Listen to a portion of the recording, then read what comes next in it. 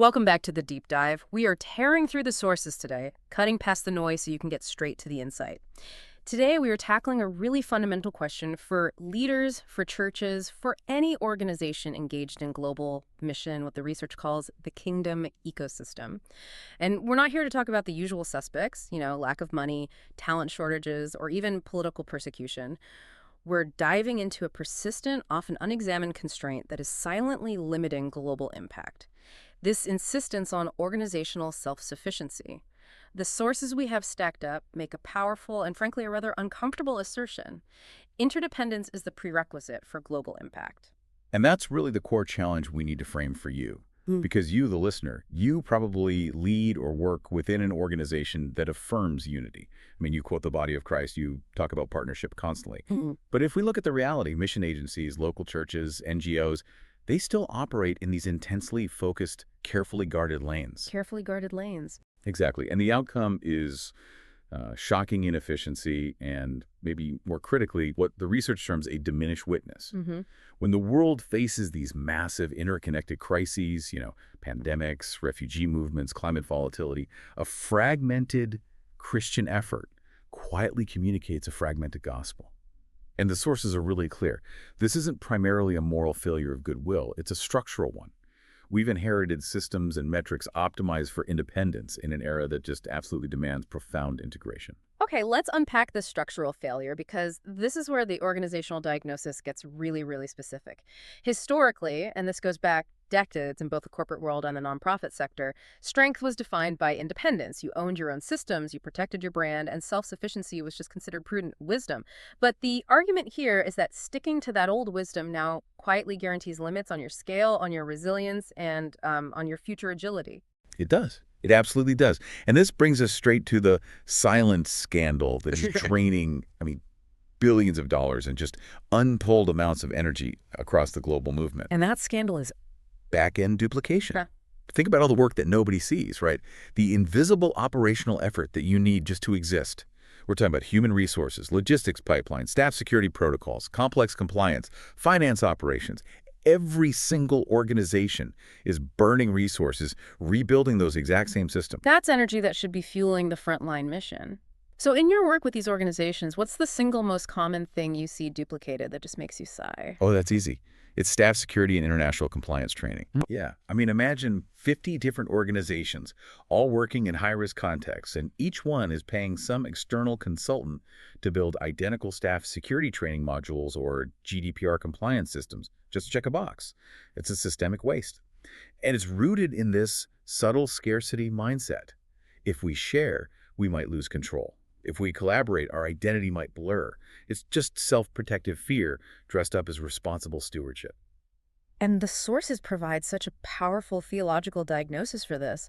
Paul's vision of the body of Christ wasn't just some poetic flourish for unity, was it? It was actually organizational theology. Absolutely. The body analogy is inherently functional. The foot and the hand don't compete with each other.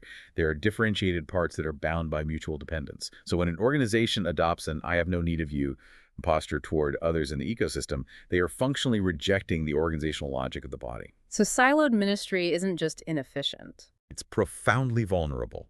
An organization that stands alone absorbs all of the risk itself. Interdependence, on the other hand, it distributes that risk, it multiplies capacity, and it shares institutional wisdom. That tension, that isolated strength is actually a unified weakness, connects perfectly to a major biblical narrative, contrast the analysis highlights.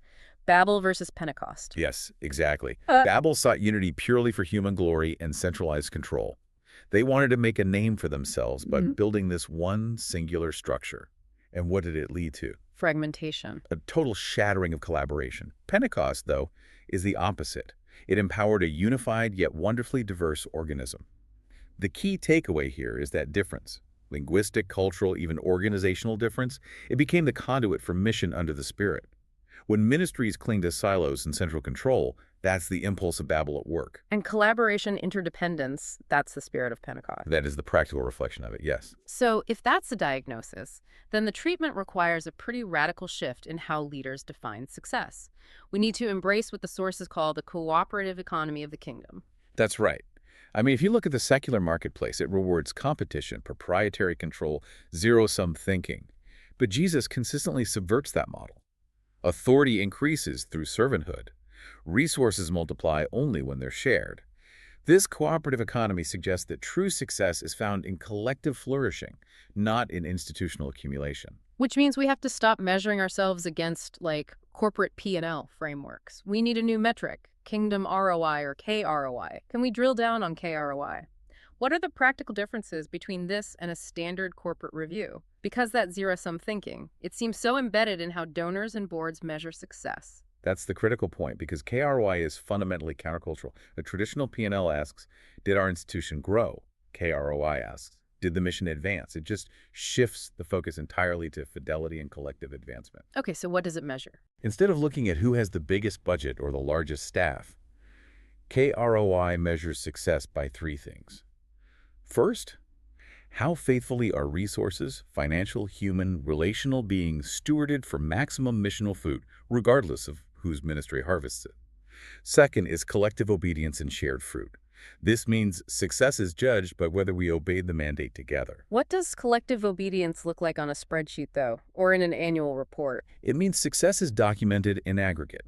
So, for example, if 3 organizations pool resources to train 500 new local leaders in a region, the KROI metric celebrates the 500 leaders trained, not the 3 individual reports showing, 166 leaders trained each. You're maximizing the system's output, not the institution's visibility. Exactly. And the third measure is amplified reach, resilience, and faithfulness to calling. Sometimes, the sources note, the most faithful decision a leader can make is not to build something new, but simply to share their resources or their capacity or their platform with a partner who's already doing it well. And this leads right back to that paralyzing brand anxiety that you mentioned, the thing that drives ministries to compete for those visible metrics. Exactly. We have to address this tension between name-bearing versus name-making. Explain that. Well, name-making is striving for organizational prestige, for logo visibility. Name-bearing is recognizing that we're called to bear the name of Christ, not build an empire for our own logo. True biblical influence flows through self-emptying service. It's John the Baptist providing the perfect organizational standard, right? He declares, "He must increase, but I must decrease." When ministries prioritize their own visibility and competitive strategies, they risk allowing their branding to eclipse their authentic witness. The focus has to shift from institutional competition to just functioning efficiently as one specialized system under a shared head, who is Christ. That's a profound theological conviction. Yeah. But how do we translate that into the actual structures of ministry? Where are the blueprints? How do we move from that conviction to practical organizational action?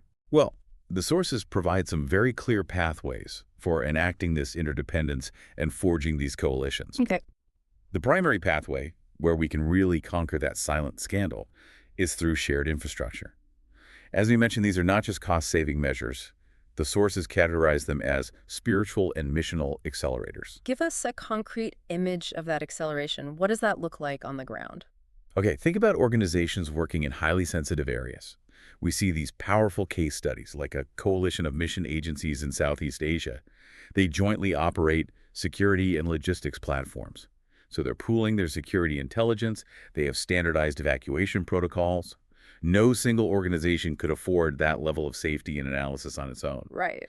By sharing this one back-end system, they dramatically reduce their operational risk, they lower their admin costs, and critically, they improve their crisis response time. So instead of a regional director spending 2 days a month reinventing a security plan or navigating liability insurance, Right, or that. they are freed up to focus entirely on discipleship, relationship building, strategic planning. That's the spiritual accelerator in action. Precisely. Or consider local churches sharing back-end services. Yeah. Things like HR management, IT, compliance operations. It frees the pastors to actually shepherd rather than spend their entire week on bureaucracy and admin. Shared systems are the invisible, healthy organs that sustain the visible mission. But partnership so often breaks down because of relational fear, doesn't it? I mean, historical wounds from past collaborations gone wrong make leaders really hesitant to trust again. How do we overcome that deep relational resistance when we start sharing crucial data and resources? The analysis suggests a really crucial shift here, moving from covenant over contract. Covenant over contract. Yeah. A legal contract defines specific transactional obligations, and it sets up penalties for failure. Contracts are designed to manage fear.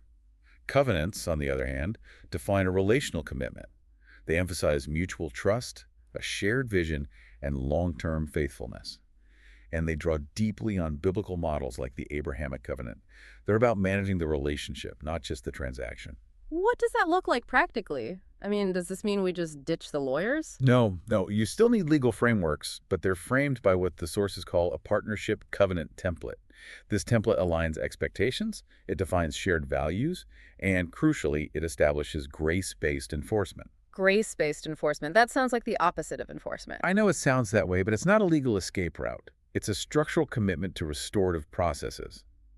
It means when the inevitable tension or disagreement arises, when one partner underperforms or missteps, the covenant dictates that the first step is restoration, alignment, and mutual accountability guided by those shared values. Instead of immediate litigation or withdrawal. Exactly. It stabilizes the relationship for the long term. Okay, so we need tools to even find these collaboration opportunities in the first place, because sometimes the need for help is hidden under the guise of efficiency.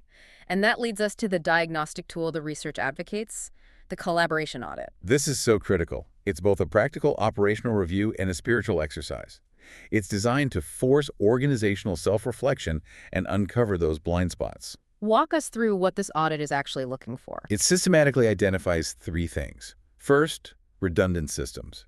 You look across your ecosystem and you ask, who else is paying for that accounting software? Who else is building that same leadership training module? You identify the duplicate spend and the capacity drain.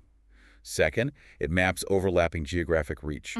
Leaders are forced to look at a map and see where competition has led to certain neighborhoods or demographics being saturated with ministry, while other critically unserved communities, often just a mile away, are completely ignored. It uncovers that uneven distribution of the mission. Right. And the third, and maybe the hardest part, What's that? uncovering cultural barriers and resistance. This is the spiritual audit component. The leadership have to identify where fear of losing control, of losing credit, of being exposed as inefficient, has disguised itself as wisdom, making collaboration impossible. The audit brings those fears into the light so they can be strategically dismantled. And once you know where you overlap and where you duplicate, Then you have to clarify what you uniquely bring to the table. This is the principle of defined contributions. Just as the eye is not a failed hand, it has a specialized competence. Each ministry must articulate its unique strength. so a local church might provide specialized cultural knowledge, community trust, a deep incarnational presence. While a specialized NGO provides complex medical expertise or supply chain management or regulatory compliance, They complement each other perfectly. that's the goal. This clarity ensures complementarity, it minimizes the temptation to duplicate, and it makes every part truly indispensable to the success of the whole ecosystem. This has been a fascinating journey. We started by acknowledging the silent scandal of fragmentation, passionate organizations working tirelessly but producing significantly less collective impact than they could. And we've established that interdependence is not a nice to have, it's organizational theology and a strategic imperative. And structurally, we identified that the future really belongs to those leaders who view interdependence as their organizational strength, not a compromise of their identity. The shift requires the courage to release control, to share back-end infrastructure, and to anchor all partnerships in covenantal trust, moving past fear and that brand anxiety we talked about. That is the crucial pivot point, isn't it? The moment leaders have to decide to lead as if interdependence were truly essential. And we're not just talking about sharing servers to save money. We're talking about streamlining the back end, because the structural barrier of duplication has become a tangible barrier to the world believing. Unity in operations fuels credibility and witness. And that brings us to our final thought for you to chew on this week. Fragmentation often allows believers to categorize certain types of suffering or need as someone else's problem, dulling our collective responsiveness to the body's pain. Jesus prayed that his followers would be one so that the world may believe. If that unity is missional credibility, what is the invisible, silent cost in resources, capacity, and credibility of your organization's refusal to fully embrace interdependence today? We'll see you next time on The Deep Dive.